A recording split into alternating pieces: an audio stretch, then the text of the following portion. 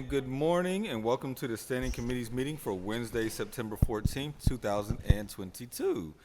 All council meetings will continue to be live streamed on the city's website. Our first order of business is roll call. Will the clerk please take the roll?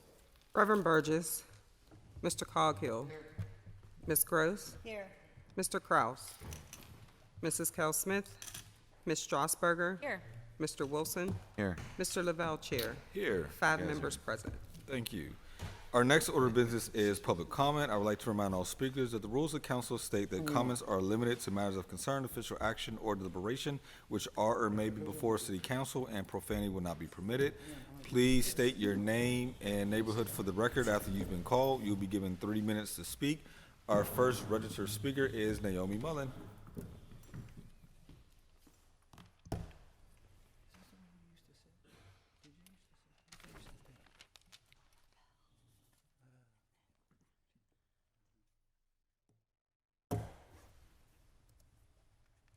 Ms. Mullen, we cannot hear you right now. Hello. There you go. Shady trees, not shady deals in Bon Air. Michael J. Mullen reflection. Retired Deputy Chief Mike Mullen touched the lives of many people. His uncompromising dedication to his sworn duty to provide for the safety of the citizens of Pittsburgh was truly exceptional and one that should be emulated by every firefighter. He loved sharing his knowledge of firefighting in all its many aspects to make our firefighters safer, smarter, and more efficient on the fire ground.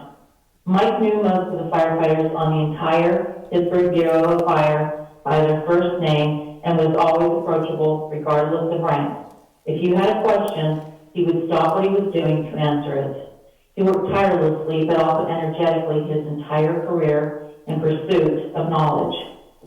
His legacy will serve our citizens and firefighters for many years to come.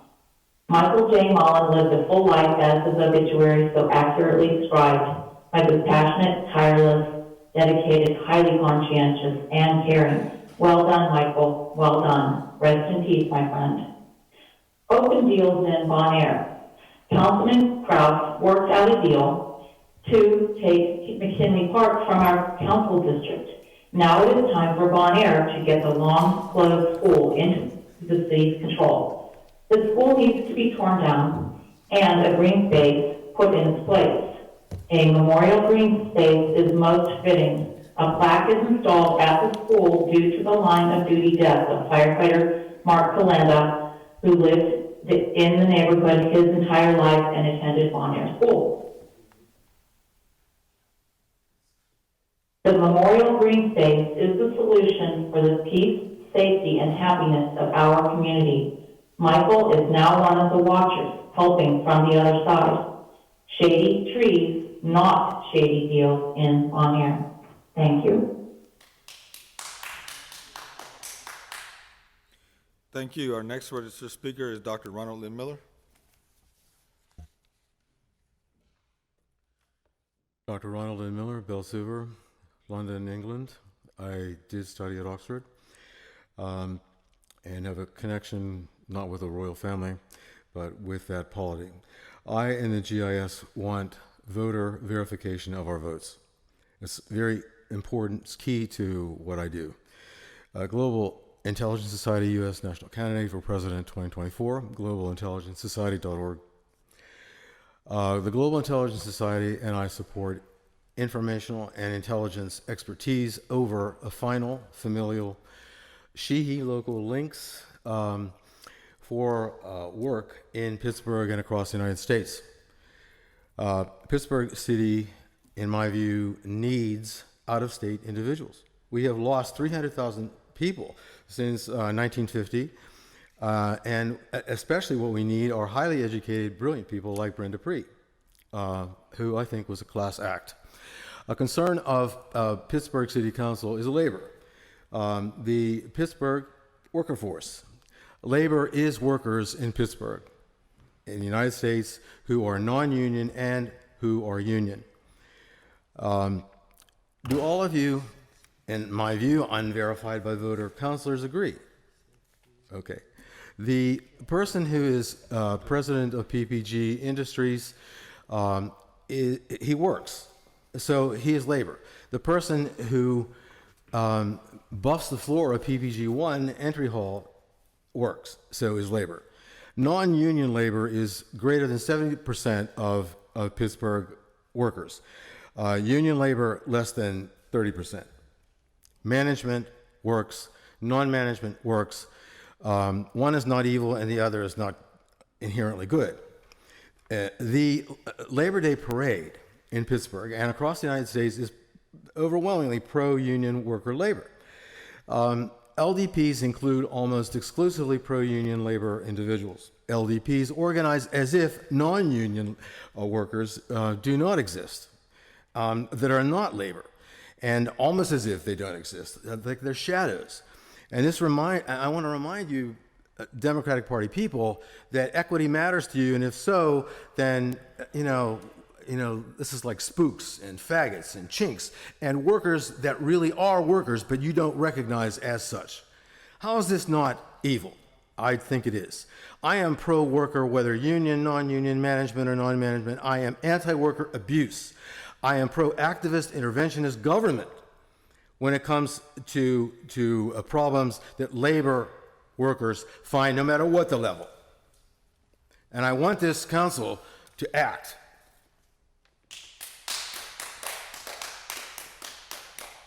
That exhausts our list of registered speakers. Anyone in chambers wishing to speak, please come forward. Provide your name and neighborhood for the record. You'll be given 3 minutes.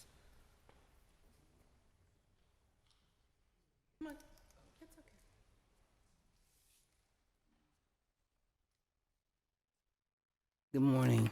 My name is Yvonne F. Brown. I live at 715 Mercer Street. That's Katie, wherever it's tires.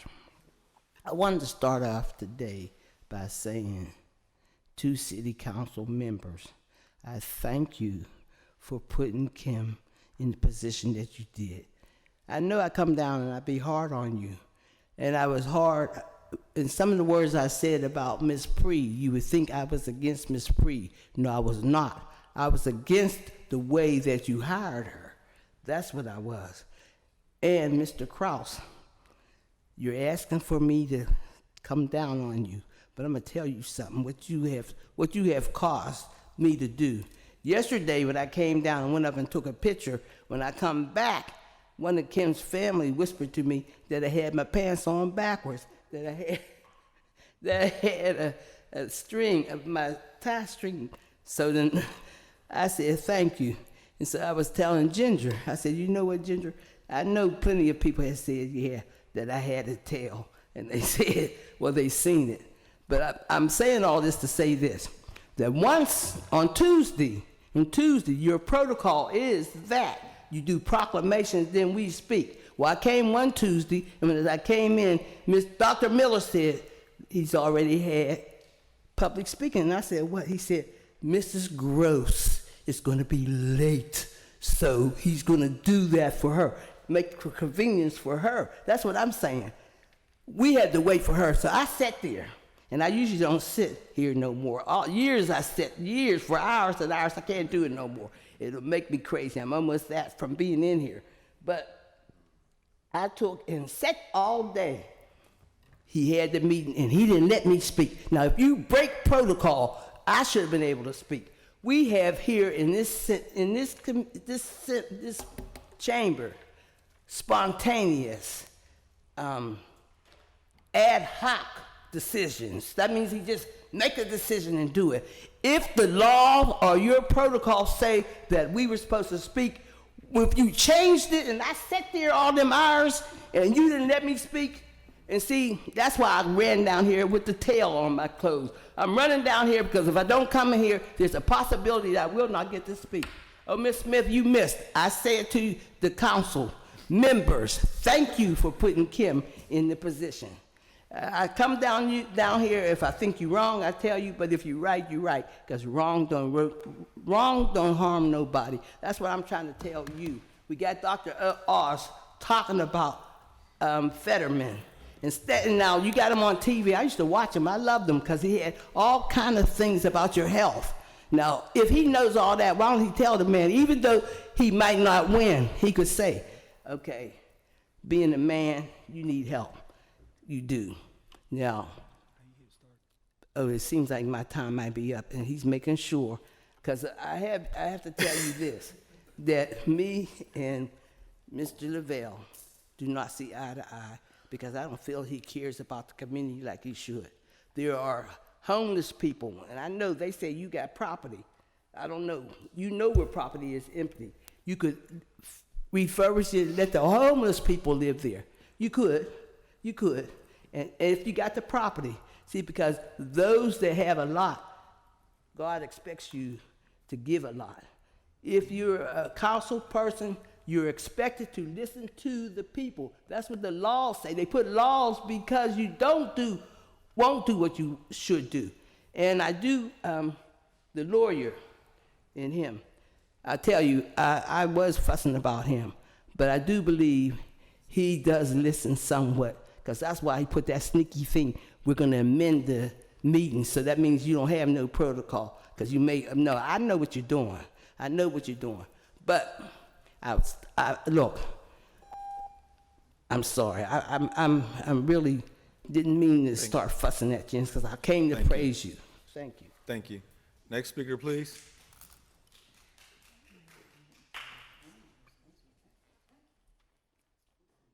I'm just picking up the pen so you don't fall or I don't fall, and then there's going to be a big mess. And good morning.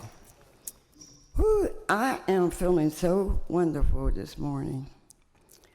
Yesterday, after I spoke with you, by the time I got home, there was 3 activists had already come up to the building. Excuse me, let me start over. My name is Flora Williams. I'm an evangelist.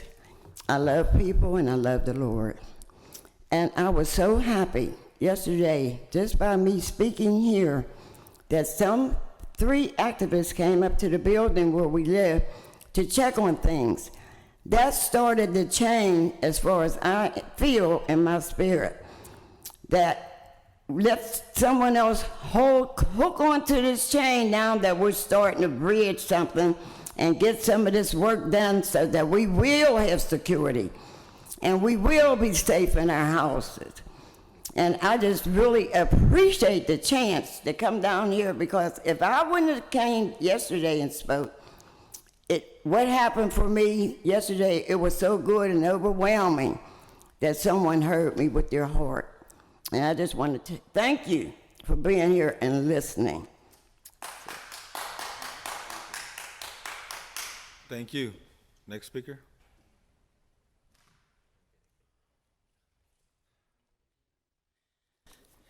Good morning. Happy Handmaid's Tale Season 5 day. I went to the Lebanese festival on Sunday with my daughter, and in a wheelchair, I was disgusted. The entire Beachview Avenue was either impassable because the utility companies are leaving gravel pits, or cars are parked on the sidewalk, forcing me to drive down Beachview Avenue. And I can tell you, going down that 1 block before you get to the light on Crane, it was extremely dangerous. I'm Bernadette from Beachview. The corner of Crane and Beachview Avenue, traveled by our youth to the high school, is so damaged. There's little ponds, drownable ponds. You only need 1 inch of water for a child to drown. Give us a bike lane from Potomac all the way through Shady Crest. I can go to Station Square. I can go completely safely. If the sidewalks are not passable, I can use a bike lane and go all the way down South Side, go to Aldi's, go to Goodwill, go to the Cheesecake Factory, go to the library, go to the senior center. Please open Oliver Bathhouse. I could do all of that stuff. Beachview, you can't. We have the road, we can do it, and yeah, it will slow down traffic. No need for a speed bump when I'm driving down there. Please, standing committees, councilmen, before you pass a bill, before you pass a contract, ask yourself, How will this help or hinder our disabled, our veterans, our seniors, our blind folk? We are being left out in the cold. But those bike lanes, encouraged by UPMC Wheelchair Clinic, are a safe route for us when we have people like David Warwick parking all over the sidewalks. We have a right to go from point A to point B. It's a federal law. Please, I will continue to be your eyes and your ears. Next week, I'm going to talk to you about horticulture and foraging to teach our kids again. Langley used to have a fantastic one. My grandfather, both grandparents, both parents, 4 generations in Sheridan, they killed the grass and they grew their weeds. And I do the same. And it helped me get through the pandemic. So next week, I'm going to be talking to you because I know you're trying to do something with the schools. I think it's a fantastic thing because I got through the pandemic by going to my backyard. This is something we need to be teaching our kids. We don't know what's going to happen. Thank you. Thank you very much. Are there any other speakers with us this morning? Any other speakers last call? If not, we will move on to our standing committee agenda. Madam Clerk, Madam President? Yeah, I just want to make sure the speakers know that you sent out our solicitor, Dan Friedson, Ricky Moody, who does our mental health programs and policies, and Diane from the Community Engagement Office. When speakers come here and they say that there's issues, they go and they met with them, and they went up the hill, so I want to thank you for allowing that to happen. Thank you. Thank you, Madam President. So we'll now take our standing committee agenda. I'm gonna go a little out of order so our officer can get back to the important work he has to do. So I'll go to our Public Safety Services Committee on page 6, and we have one supplemental paper, which will be Bill 733. Bill 733, resolution authorizing the mayor and director of public safety on behalf of the city of Pittsburgh to enter into a police traffic services grant agreement with the Commonwealth of Pennsylvania, Department of Transportation, Division of Highway Safety for the purpose of receiving funds in the amount of $174,468.91 that will be used for enforcement of drunk and impaired driving as well as related outreach activities. Motion to approve. Second. With discussion, Councilman Kraus. Are we calling people to the table physically? Is that? I was, yes. Good, yeah, no, I mean, as opposed to the microphone. Yeah, come on up, please. Thank you for moving everyone. Did you move them all back? 733, page 6. Hey, good morning. Nice to see you here again. Just for the record and for the public, would you identify yourself, please? Yeah, my name is Sergeant Terry Donnelly. I'm with the City of Pittsburgh Police Department, and I'm currently assigned to the Traffic Division. I'm also the administrator for the Police Traffic Services Grant on the police side. Thanks, Sergeant. Thanks for being here. It's not the first time you've been here with us. Here's your microphone. And it is good to see. Need you closer to the mic. No. Thank you. Okay, good. And it is good to see you here again. One of the reasons that I was really interested in pushing this forward and bringing you in today was to talk about hopefully some gains or successes we are having in reducing DUI. One of the reasons I wanted to talk to you about that is PennDOT is in the process of finalizing a project on East Carson. There was a complete reinvention, if you will, of East Carson from Station Square through about 30th Street, to the cost of about $17 million. And the improvement was driven by data that PennDOT research that came up with the answer that East Carson Street had become the 6th most dangerous stretch of road in the state of Pennsylvania based on DUI numbers. And so all of us taxpayers, wrote a check for almost $20 million to correct the problems that are associated with that street and DUI. And that's just one street here in the city of Pittsburgh. So I'm just curious about Just your thoughts, what your work is like, what your frustrations might be, what your successes might be, where you think we fall short, where you think we have success or could have greater success. How can we help you help us? Right now, and it's not just here, it's overall. I just came back from a national conference in San Antonio, Texas. Throughout these last few years, especially with the rideshare programs that are going on, they've really helped decrease the number of impaired drivers on the roadways. We've seen that here in the city has gone down quite a bit. As far as Pittsburgh specifically, our DUI numbers have dropped dramatically. That rideshare program being part of it. The other part is simply that we don't have the number of police officers out that we should. So a lot of people aren't doing proactive patrol as much as we should. A lot of our DUI arrests now are coming from crashes that occur that the officers are getting called to, and when they get there, they find that one of the drivers is impaired and they make the arrest. Again, that's nothing on the officer's fault of not going out. We just simply don't have the time and the resources now as we have in the past. I run the DUI task force for the city of Pittsburgh. When I used to, years ago, we had 12, 14, 15 officers signing up to do DUI patrols for 6 or 7 spots. Now I'm getting 2 or 3 guys that sign up. Yeah. When we would do stationary checkpoints, I was budgeted for 15 to 20 officers. Now I've dropped it down to budgeted for 10 officers, and I get 2 or 3 people that sign up for them. Again, it's not their fault. A lot of the younger officers are getting held overtime, getting forced to work over to cover the shifts and stuff, so they just simply don't have the time to come and work those type of details. Everybody knows we need time off. You can't continually work 7 days a week, 16, 18 hours a day and still be functional. So that is one of our problems, that we just simply don't have the manpower to do it.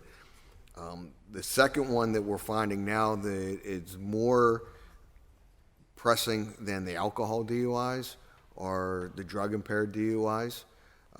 And I can tell you from, again, national pressures that are being put on people, and as long as locally, one of the biggest problems is people driving under the influence of marijuana.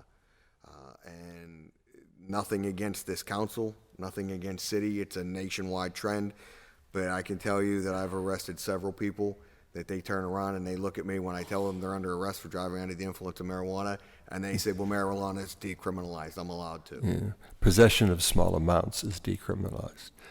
Interpreted, The impression is that marijuana has been decriminalized and it's okay to use and to drive.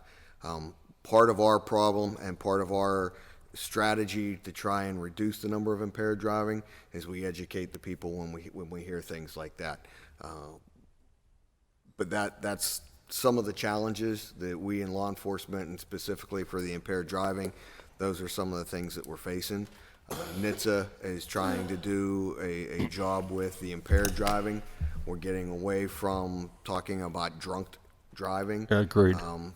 The terminology is becoming much more clear that there's a whole range of different things that can impair your ability to safely drive a car. So we're getting away from that. But that's some of the challenges that we're faced with now. So let's talk about DUI numbers and a reduction in numbers. How much of that do you think, how much of that data can be completely trusted in light of a global pandemic? How many people were off the road and not coming out and supporting? We know the hits that food and beverage businesses took during global pandemic, that some of those numbers could be skewed because people were staying home at that point in time. Right. I can look at, and when I speak about our numbers, I'm talking just simply with the city, with the number of DUIs that we process each year. A few years ago, we were processing anywhere between 12 and 1,300 DUI arrests a year. In the city? In the city. Jesus. We are dialed down to probably about between 600 and 800 a year. Again, and a lot of that goes to the rideshare program. A lot of that goes to the messaging of using public transportation, not coming out, not driving while you're impaired, and then some of the other problems that we've talked about. But our numbers, and this is, again, is strictly with the city. This isn't national. This is 100% here in the city. Our numbers have dropped by those So let's talk a little bit more about rideshare. For a while there, we were having great success with encouraging rideshare, and not just for reduction in impaired driving, but congestion, parking, overcrowding residential areas, all that kind of stuff. And it was working really well. And then global pandemic, everything begins to fall apart. And now what we find, and I'd like to know if you think I'm off base or if it's fairly accurate, that many of the rideshare platforms that have returned, because they took huge hits, the drivers are largely doing Uber Eats, which has become a delivery service, and they are not interested in transporting food and beverage patrons at 2 o'clock in the morning. Do you see that out there?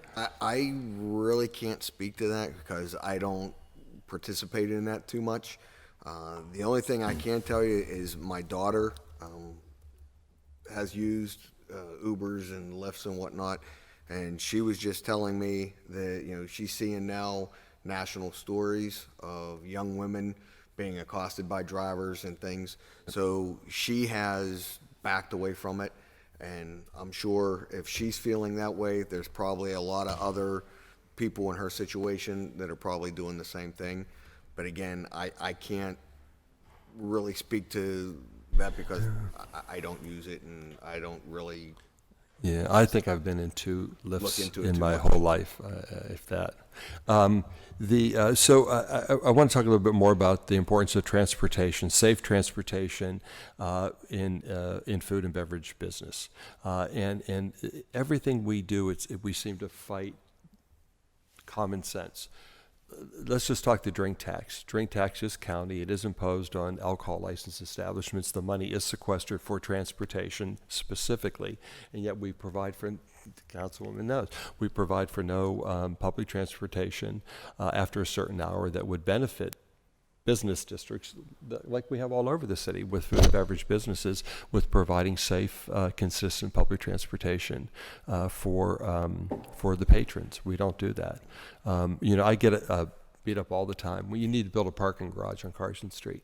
Build a parking garage so more cars can come for people that consume alcohol and drive impaired. After asking taxpayers to spend $20 million to correct the problems that are associated with impaired driving. None of it makes sense. That's the bigger conversation, is where do we go from here, and how does one assist food, beverage business, which are essential businesses to this economy, with consistent provision of safe transportation for its patrons. And for the longest time there, it was rideshare platform, and that really, it was almost a salvation that, and we beat that drum loud. Please, it's not worth a DUI and $10,000 in fines and court cost if you can spend $20 to take a rideshare platform to a food and beverage business, have your glass of wine and go home. I can talk to when former Chief Schubert was the commander of Special Deployment Division. I was working for him, and we had a special grant that targeted East Carson Street, targeted the South Side. We were out every Friday and Saturday night throughout the whole year based on this grant. It came to the point where the bars on the South Side were posting on their social media platforms and in their businesses, have some other kind of ride, take public transportation, have a designated driver, because if you drive impaired, Pittsburgh police are going to arrest you. Our numbers went way down, and our contacts were still up. We were making the traffic stops, but we were finding less and less impaired people to drive. That's where I think, as far as on the law enforcement side goes, that's where we make our biggest impression. Deterrence is a huge influence on people. If they know that they're going to get arrested if they drive impaired, and that's a fact, then they're not going to do it.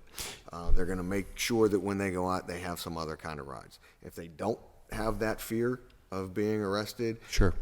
they're just going to keep doing what they've been doing. The national average statistics is the average DUI driver will drive 80 times impaired before they're caught. Yeah. I'm not surprised to hear that number at all. And that's a terrifying statistic. Rightfully so, we put a lot of focus on gun violence and the carnage of gun violence. But an impaired driver behind the wheel of a car is every bit as dangerous as a person with a loaded gun, has the ability to kill and maim and change people's lives forever.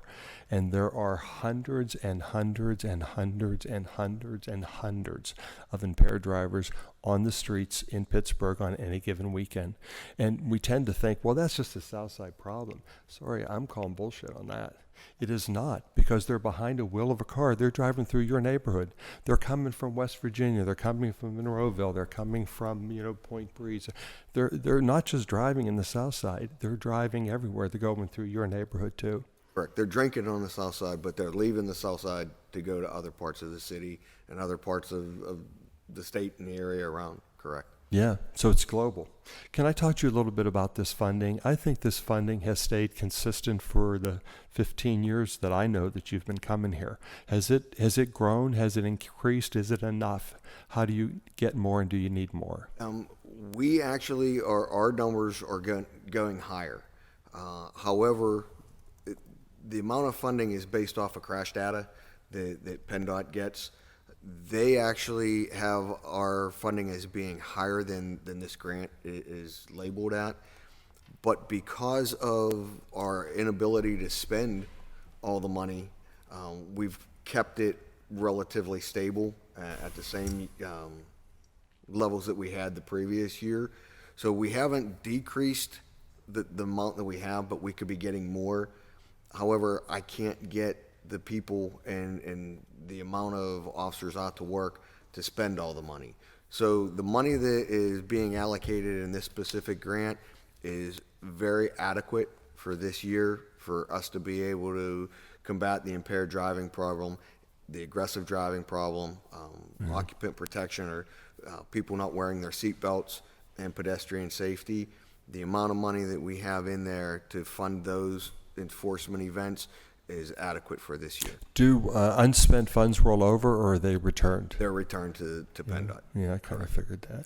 This grant is a reimbursed grant, so at the end of each month, I send a reimbursement to PennDOT for the funds that we spent the previous month, and then they send the checks into the city. Okay.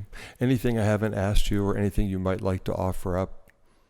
I just think that this kind of a grant for us being able to go out and fight the impaired driving, to go along with the aggressive driving behaviors.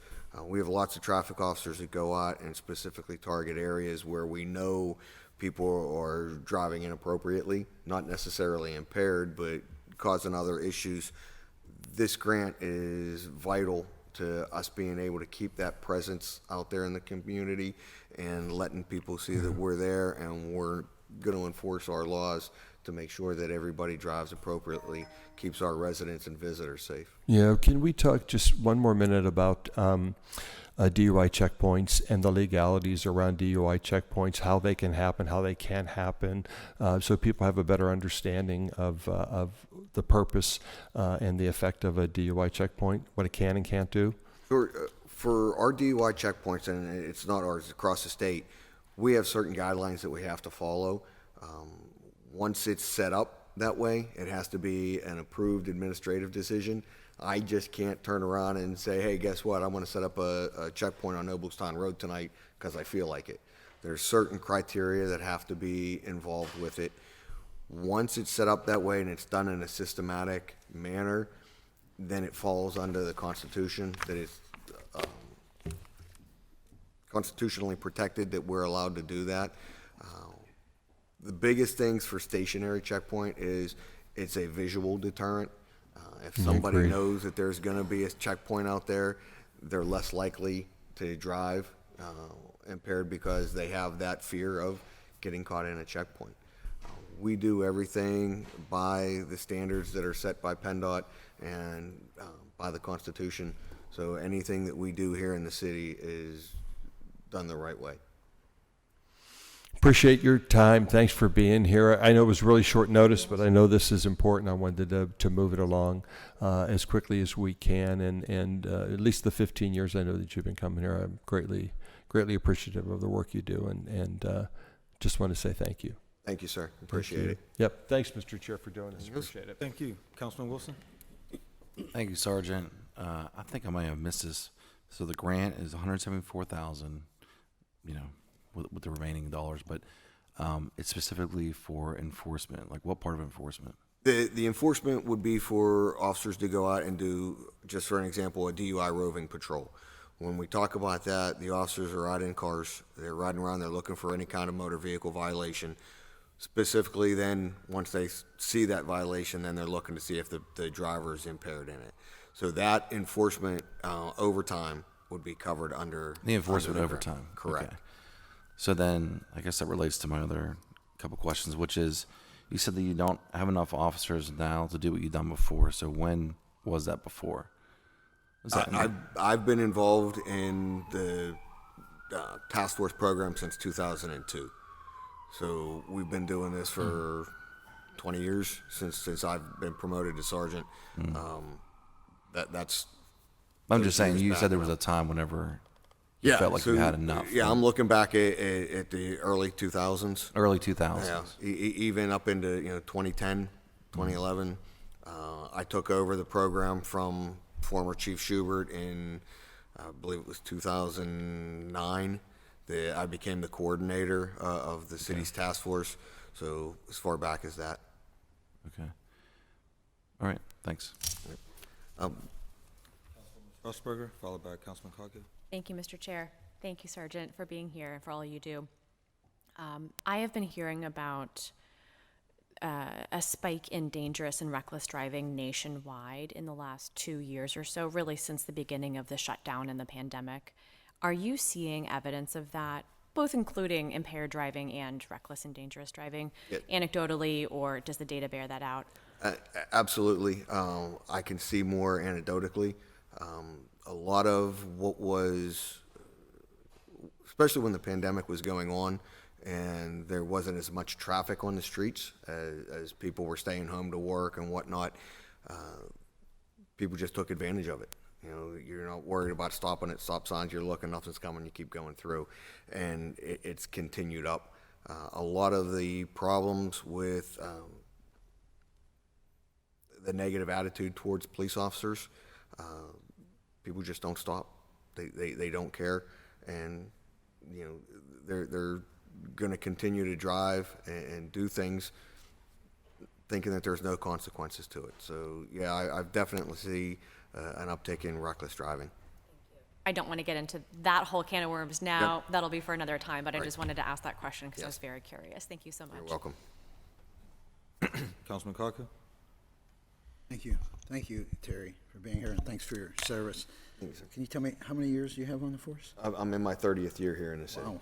Okay, great. I'm glad you're deciding to stay around for us. We need you, as you know.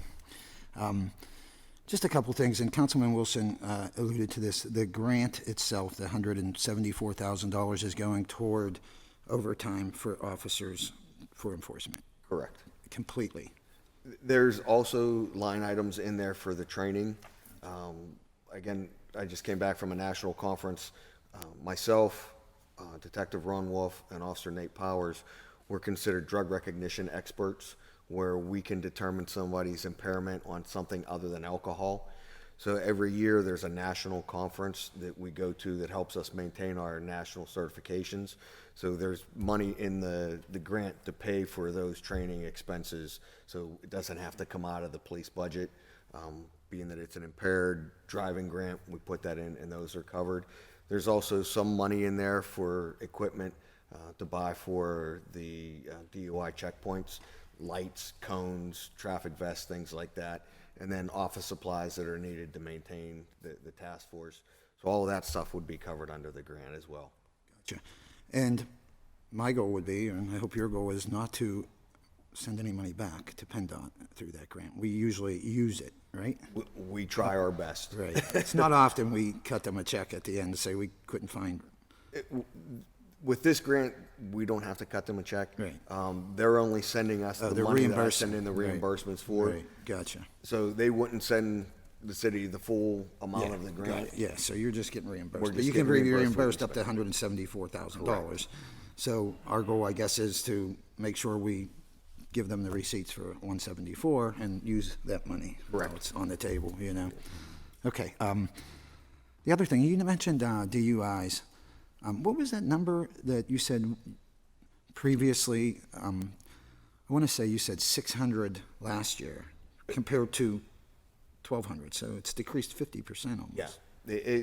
Our general numbers a few years ago, and when I say a few years ago, I'm looking maybe 4 or 5 years, our roundabout numbers was anywhere between 1,200, 1,300 DUIs a year.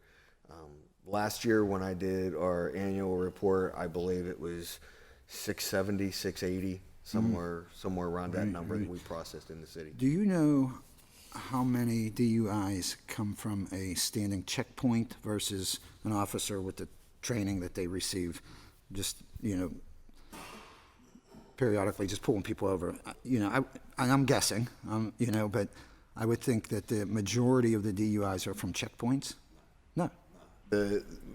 When we do a stationary checkpoint, we generally get very low number Yeah, because of everybody DUIs. warns everybody and. Correct. The majority of our DUIs now are coming from officers working on the street, making stops, and then again, the majority of that now is coming from people that are involved in motor vehicle crashes.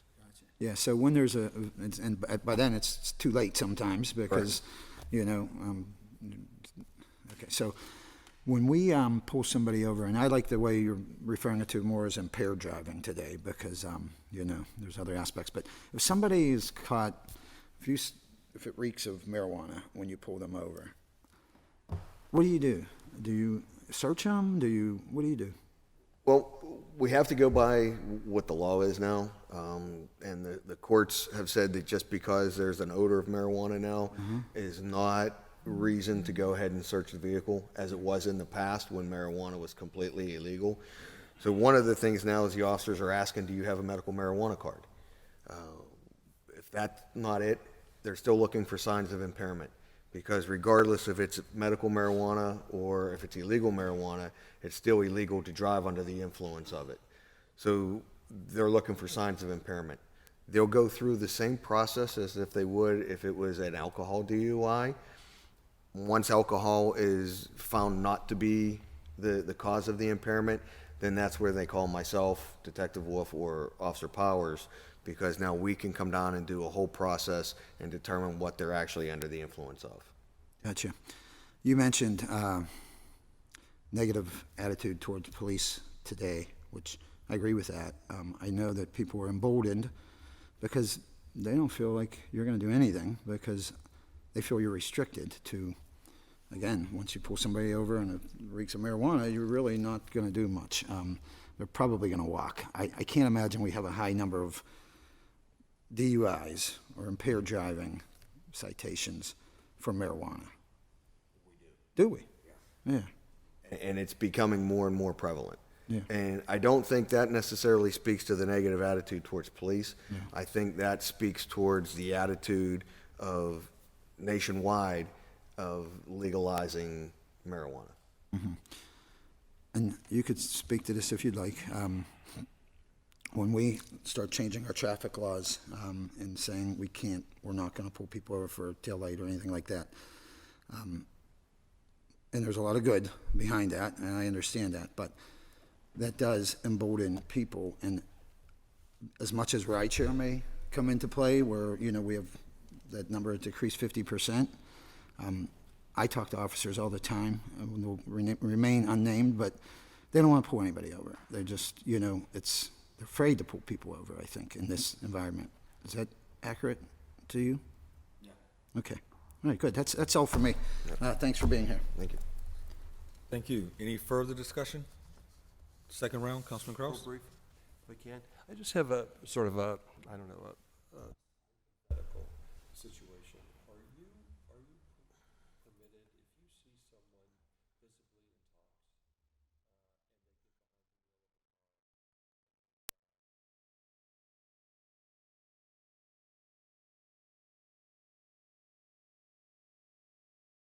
Councilman, turn your mic on.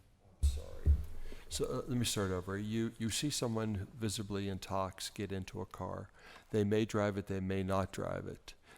Is that the idea that you see them visibly intox, is that enough for you to proceed with an investigation into impaired driving? Yes. Okay. Based on an officer's training and experience, if they see somebody with they believe are showing signs of impairment and they get behind the wheel of a car, that's enough for us to go over and stop them and try to keep them from driving. Whether there's some different factors that could play into that, where they're at. Are we going to arrest them for it before they start driving? Probably not. Most officers won't. Our goal is not to arrest everybody. Our goal was to keep people from driving impaired and getting involved in a crash and hurting somebody else or causing somebody's property damage. So our goal would be to stop them before they get to that point. If I'm sitting across the street at a red light and I see somebody stumbling, staggering, get in the car, before I can get to them, they start pulling away. Yeah, I have the reasonable suspicion to believe that they're under the influence, and that gives me the right to go ahead and make a traffic stop and investigate further to see if a crime is actually being committed. Gotcha. Appreciate it. Thank you again for everything. Really appreciate your work. Thank you, Madam President. Thanks, Mr. Chair. Thank you. I just want to thank you for being here and for all your work. We have a lot of questions, a lot of comments about policing, currently about staffing, and we're doing, Councilman Coghill called for a post agenda and a public hearing, so I think I'll save my comments for those, but thank you for your work. Thank you. Any further discussion? Seeing none, all those in favor say aye. Aye. Any opposed? Thanks, Affirmative Sergeant. recommendation. Thank you. Thank you very much. That will take us back to page 1. We're under Finance and Law, which is chaired by myself. First deferred paper is Bill 677. Bill 677, resolution authorizing the mayor, the Office of Management and Budget, the Department of City Planning, the Department of Finance, the Department of Innovation and Performance, the Department of Public Works, the Department of Public Safety, and the Housing Authority of the City of Pittsburgh to temporarily address the public health emergency of homelessness in the City of Pittsburgh and to provide for policies and programs to address the lack of affordable housing and their consequent contribution to chronic homelessness as directed herein until more permanent solutions can be implemented. Motion to hold 3 weeks. Second. All those in favor say aye. Aye. Any opposed? Bill be held 3 weeks. Can we read Bill 653, 655 together? Both were held for an executive session. Bill number 653, resolution authorizing the issuance of a warrant in favor of Natasha Bruce and her attorneys Jack Goodrich and Associates, PC, in the amount of $230,000 relating to the full and final settlement of a case filed in the Allegheny County Court of Common Pleas. And Bill number 655, resolution authorizing the issuance of a warrant in favor of O'Brien, Coleman, and Wright, LLC, Oliver Building, in the amount of $450,000 and no cents relating to the full and final settlement of a litigation, including attorney's fees and costs, in the U.S. District Court for the Western District of Pennsylvania. Motion to approve. Second. Any discussion? Seeing none, all those in favor say aye. Aye. Aye. Any opposed? Both bills receive an affirmative recommendation. Can we now read Bills 711 and 712? Both need held for executive session. Bill 711, resolution amending Resolution 862 of 2021, which authorized the mayor and the city solicitor on behalf of the city of Pittsburgh to enter into a professional services agreement with Cohen Law Group to address a matter of pending telecommunications litigation by increasing the total spend by $85,000 for a new not-to-exceed amount of $146,050. Bill number 712, resolution authorizing the issuance of a warrant in favor of Mary DeCourt Rhodes and Frischman and Rizza, P.C., in the amount of $125,000 in full and final settlement of litigation filed at Allegheny County Court of Common Pleas. Motion to hold for executive session on both bills. Second. All those in favor say aye. Aye. Any opposed? Both will be held for executive session. Bill 713. Bill 713, resolution authorizing the issuance of a warrant in favor of B3 Solutions in the amount of $49,860 for the Parks TAC integration into the old real estate system. Motion to approve discussion? Second? Second, discussion, Councilman Wilson? Yeah, do we have the Director Gula on the line?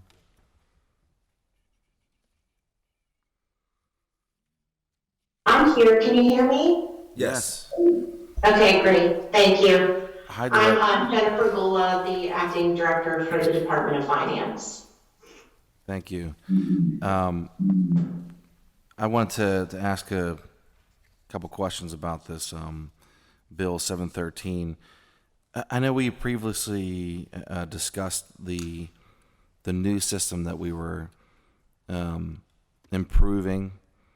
What's that system's name? I'm sorry if you can recall our conversation. I can't remember these systems' name. It was ones that had, we had to,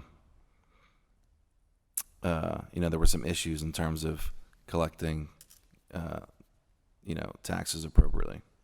Sure. The system's name is CSS Impact.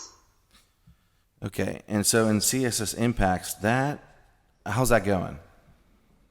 It's actually, it was slow, and development has been slow for the same reason everything else has, due to the pandemic and staffing losses, but we've actually, we just signed a couple statements of work to repair some things that were wrong with business tax, and they're hoping to be completed, and some of them have started already within maybe 6 to 8 weeks.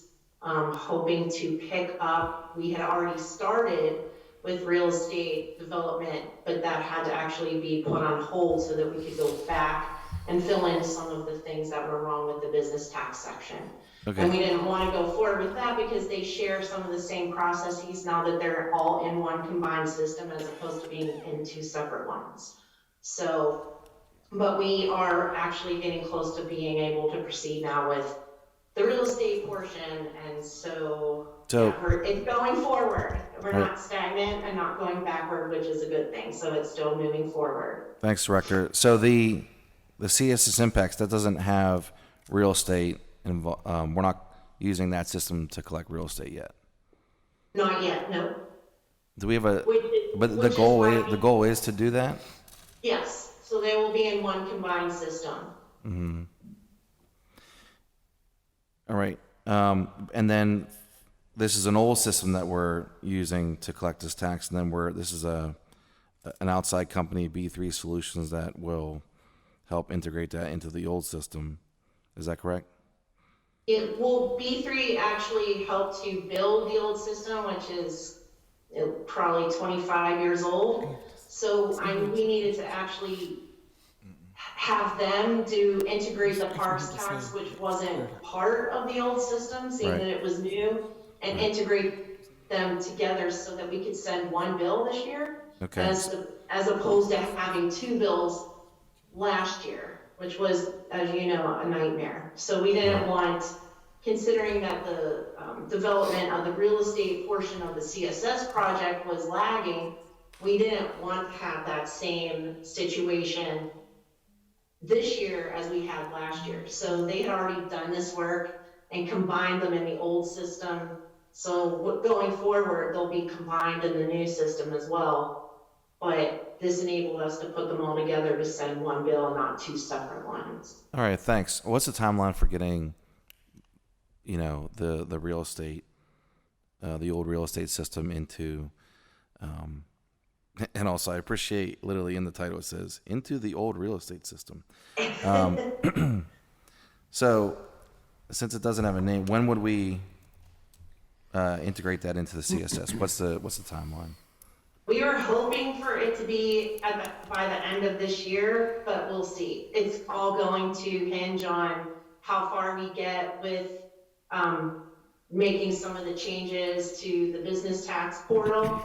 So that was the goal, though, by the end of this year. Whether that'll still happen is yet to be seen. Like I said, it's all going to depend on how far we get with the other portions. So. All right, thank you. You're welcome. Thank you, Madam President. Thank you. Do you want to come to the podium? Yeah, I just remember something with the 3B contract in the past, and the solicitor just reminded me. Do you want to talk briefly about our city council solicitor? Sure. So your question, if you don't mind restating it. I want to make sure that this is okay to vote, for us to vote for now because the situation has been cleared up with the Yes, 3B. okay, I see what you're saying. So there was some time ago, a public source thought they smelled a rat with B3, if you recall. There was no rat. And we've since cleared up that issue. But for historical purposes, so you understand, we have a custom computer system. Before innovation and performance was even a department, the city of Pittsburgh had engaged B3 to create a system for us. And because it's a custom system and it's a unique system, you can't necessarily just bid out to somebody who has no familiarity with the B3 system, just come in and start learning from scratch and tinkering with it. So that was the controversy, or the perceived controversy, some years ago about B3, but that's since been cleared up. I believe B3 had to defend their name in court, and I believe they did. And so everything's, in the parlance of my people, kosher with B3. Thank you. That's all I want to know. Thank you. Thank you. Councilwoman Gross? Thank you, Mr. Chair. Director Gula, I think a very, very basic level question, and I am supportive of finance moving over to the new software system. We're all sorry it's taking so long because of the pandemic and other reasons. I think I remember voting for the new system a couple of years ago and saying that it was long, long overdue for the finance department. So I'm sorry that your department has had to be struggling so long with an inadequate system. But, so my simple question is, for property tax in the real estate system, how many bills are you sending out to collect property tax?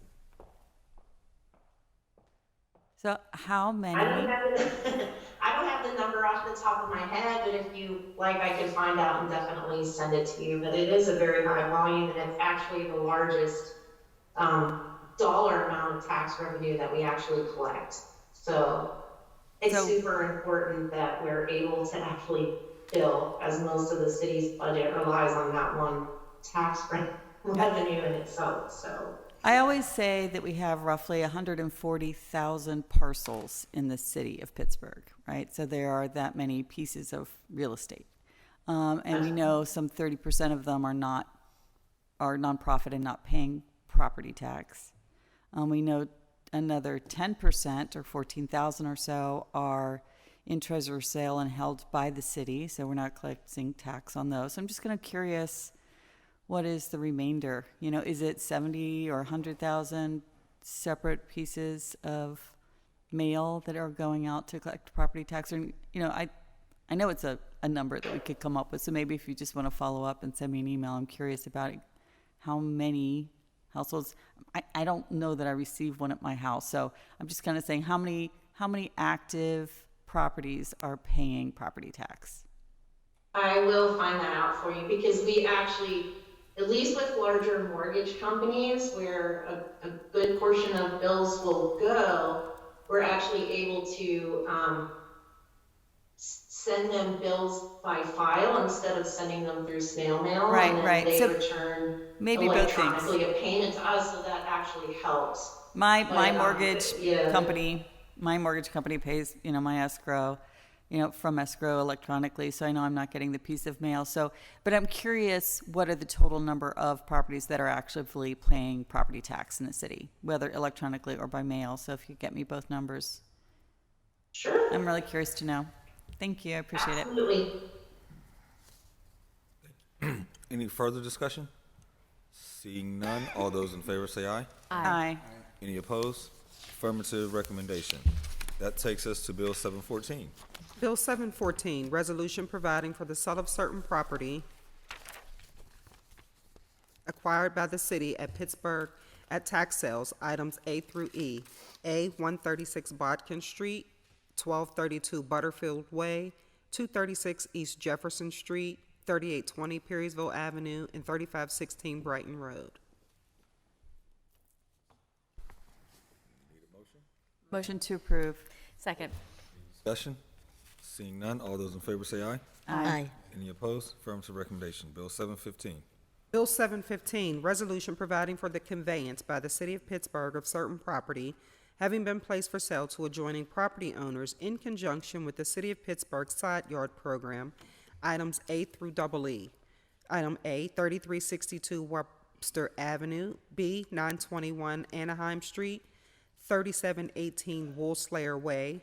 723 North Matilda Street. 0 Shinley Avenue. 128 North Winebittle Street. 6208 Huntress Street. 649 Paulson Avenue. 219 Mayflower Street.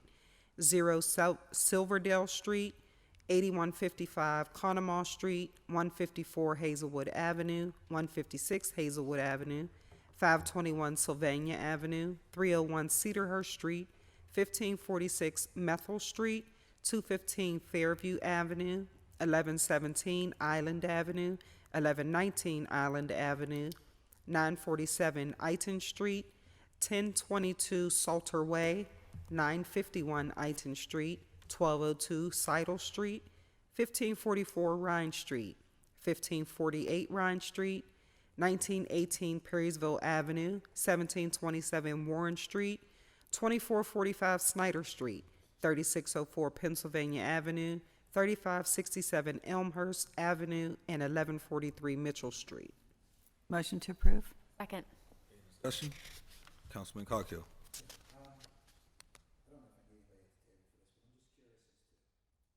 Which I'm a big fan of. I love people, expanding their yard, taking care of their property, getting it back on the tax roll.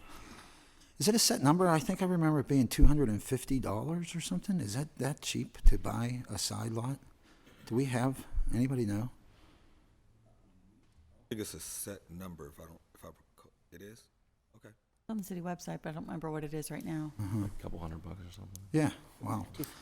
And the other thing is, if, I know that two adjoining properties always have rights to half of it. If the one adjoining property isn't interested in it, do we automatically make the entire lot available to the person who's inquiring? Or- You're confusing paper streets and side lots. No, side lots, when there's a side lot and it's sandwiched between two homes, from my understanding, each homeowner gets rights to buy half of it. I don't think they split the No, parcel. I don't think Is that we right? That would be Yeah. subdividing the parcel, and I don't, You just get to buy half.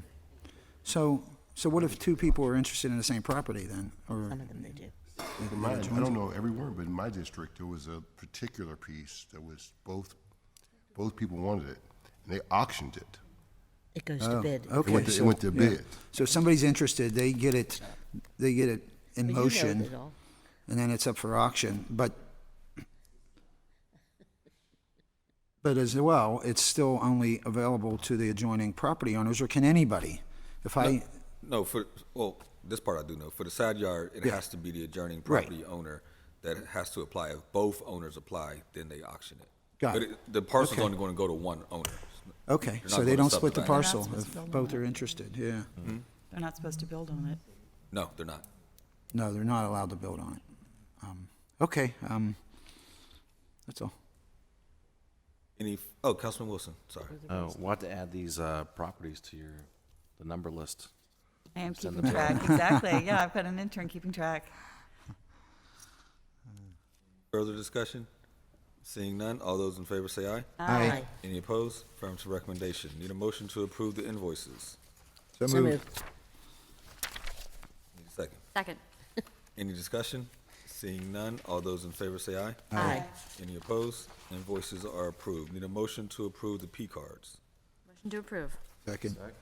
Any discussion? Yes. Councilwoman Strasburg. Yeah, I just wanted to point out that we have a lot of P cards coming through for the event that took place in Frick Park this weekend, Alphabet Trail and Tales.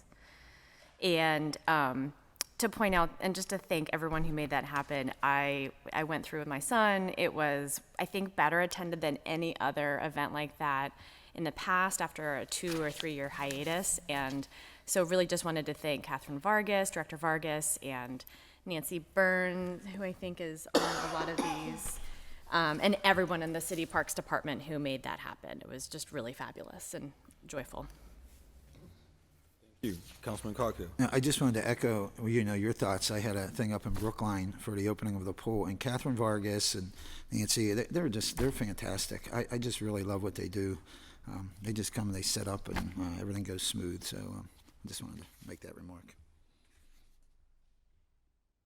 Any further discussion? Seeing none, all those in favor say aye. Aye. Any opposed? Affirmative recommendation. That takes us to Public Works Committee, which is chaired by Councilman Coghill. One deferred paper, Bill 476. Bill 476, resolution granting a vacation of an unopened portion of Bryant Street laid out in the Morningside Manor Plan of Lots as recorded in PBV 31, page 2 in the 11th Ward, 6th Council District. Motion to hold for 2 weeks. Second. Any discussion? Just a quick point. Bryant Street is not in the 6th Council District. It's in yours, Councilwoman. Yeah, I thought we had amended that before, actually. So would you like me to amend it now? Madam Clerk, motion to amend Bill 476 to strike out 6th and replace with 7th. Second. Second, all those in favor say aye. Aye. Any opposed? Now on the motion to hold for how many weeks? 2 weeks. 2 weeks. All those in favor say aye. Aye. Any opposed? Bill be held 2 weeks. New papers, Bill 708. Bill 708, resolution authorizing the mayor and the director of the Department of Permits, Licenses, and Inspections to apply for $250,000 in grant funding from the Allegheny County Department of Community and Economic Development through its Act 152 Blight Removal Program in order to fund the demolition of 1613 Broadway Avenue. In the event this grant is awarded, the parties plan to subsequently enter into an agreement to be authorized by separate legislation for the final awarded dollar amount for this stated purpose. Motion to approve, brief discussion. Second. Okay, this is money under the Peduto administration. We had secured ARPA money to demo this site, which is badly needed. Turns out we weren't quite able to use it under the specifications of the ARPA money for that demolition. So the administration, I'm thankful for them to find, apply for this county grant in order to improve it, just in case any of you were wondering. I just want to say, I think it depends on who you talk to, what the money can be used for. So that's troubling. But at the same time, this is a lot of money, and I'm glad you worked so hard for it. I want to make sure that people know that it wouldn't be happening had it not been for you advocating. But I also want to say that there's also a lot of properties like this out in the city of Pittsburgh in individual residential areas. And I hope that you and I both talk about this, making demo a priority in areas that are blighted, where there's not the investment that there is in the East End or other places. But it's unfair that our residents live next to the blight every single day. So, but I'm thankful that you're getting this done. Thanks. And for your work. I know firsthand how hard you advocated for this. Further discussion? Seeing none, all those in... Councilman, I just wanted to add to that. What I found to be very effective lately, by mistake really, is when we have a dilapidated property and somebody owns it, but they're not moving, we could find them, we cite them. They might not even live in Pittsburgh. We might not even know who they are. Once we deem it unsafe, which is easy to do in most cases to the public, because it's just a health hazard, they move on it. When I contact them, I've taken the initiative to contact the homeowners and said, you're on the list to be torn down now, because once we condemn them, we have the right to tear them down. Sometimes it's the only way you can move people. I had 3 properties in Brookline. As soon as I let them know that, hey, guess what? We're going to demo this place, they're on it and sold. Can I just add that the reason you're able now to extradite landlords back to the city of Pittsburgh to face court is because of what this council did. We incorporated the state's Act 190 into our code, and I've been asking repeatedly to make sure PL&I enforces that. And that was just recently, right? I read about that. We did it about 2 years ago, I think. No, I thought something just came up about it recently, how we're cracking down on. With that disruptive property, I think we've tried everything we can under our jurisdiction to do whatever we can about blighted properties. Right. It's just such a challenge. I won't belabor the meeting, so I just want to thank you for your work. Any further discussion? Seeing none, all those in favor say aye. Aye. Any opposed? Affirmative recommendation, Bill 709. Bill 709, resolution granting a vacation of an unopened portion of Bobby Way laid out in the Summerhill Terrace Plan as recorded in PVB Book in the 26th Ward, 1st Council District. Motion to approve. Second. Is that your street? We were just Bobby? thinking of jokes to make it out. They name it after you? It's in my district. I do agree that Bobby needs a vacation. It's like half of my district, half not. It's in Summerhill. Anyway, I thought they named a street after you already, honey. second. Did we second it? Motion to approve. Second. All those in favor say aye. Aye. Any opposed? Affirmative recommendation. Human Resources Committee, chaired by Councilwoman Strasburger. One paper, Bill 716. Bill 716, Resolution amending Resolution 773 of 2017, effective February 10th, 2017, which authorized the City of Pittsburgh to enter into a professional service agreement with Rulis and Bochicchio LLC for the purpose of providing legal services in connection with the defense of certain workers' compensation matters and claims brought against the city by increasing the cost by $900,000 for 3 additional years of service. Motion to approve. Second. Any discussion? Seeing none, all those in favor say aye. Aye. Any opposed? Affirmative I'm recommendation. going to oppose. One in opposition. Affirmative recommendation. That takes us to Land Use and Economic Development Committee, chaired by Councilman Wilson. One deferred paper, Bill 661. Bill 661, Resolution accepting a new street name, Woodring Court, in the 23rd Ward of the City of Pittsburgh, as per recommendation by the City of Pittsburgh Addressing Committee. The following street name was approved by CPAC in June 2022. The name listed in this ordinance shall be made official in accordance with the Pittsburgh Code, Title 4, Public Places and Property, Chapter 420. Motion to hold 2 weeks. All those in favor say aye. Aye. Any opposed? Bill be held 2 weeks. That takes us to our last committee of the day, Intergovernmental Affairs, which is chaired by Councilwoman Gross. We have one recommitted paper, Bill 691. Bill 691, excuse me, resolution authorizing the URA of Pittsburgh to acquire all of the city's right, title, and interest, if any, in into the following publicly owned properties in the 15th Ward of the City of Pittsburgh, designated in the Deed Registry Office of Allegheny County as Block 56K, Lot 65A and It's in District 67, 5. 35, and 39 West Elizabeth Street, Council District Number 5. Motion to hold 1 week. Okay. Second. Any discussion? Seeing none, all those in favor say aye. Aye. Aye. Any opposed? Bill will be held 1 week. Our last bill is Bill 641. Bill 641, Resolution of the City of Pittsburgh adopting an amendment to the Still Valley Authority's Articles of Incorporation to decrease the number of members of the Board of Directors of the authority. Motion to hold 1 week. Oh, I'm sorry, Councilwoman. That's fine. Second. Discussion, seeing none, all those in favor say aye. Aye. Any opposed? Bill be held 1 week. That does exhaust our agenda for today. Regarding our meeting announcements, this afternoon at 1:30, council will hold a cablecast public hearing on Bill 592 as it relates to creating 3 new base zoning districts and other zoning amendments. Speaker registration closes at 12 o'clock. Next week, council will hold our regular and standing committee meetings at 10 a.m. on Tuesday, September 20th and Wednesday, September 21st, respectively. Speaker registration closes at 9 a.m. Tuesday and Wednesday mornings. To register for these meetings, please fill out the sign-up form on the council meeting webpage. You may also call the city clerk's office at 412-255-2138. Anything from members? I just want to explain the reason I voted no before on that one bill for the professional services for the law department. I feel like that was for a workers' compensation, some employee lawsuits, whatever. And I just feel like that's something we do all the time, where we should have somebody on staff that knows that skill. And I'm hoping that the law department takes time. $1 million is a lot of money that we could certainly be paying somebody at this point to do that often for us. Thank you. Thank you. Anything else from members? Councilman Cross? I just want to say what a pleasant surprise it was to have Solicitor List here this morning. I haven't seen you in a long time. It was nice to see you here. Yeah, thank you. Thank you. Anything else?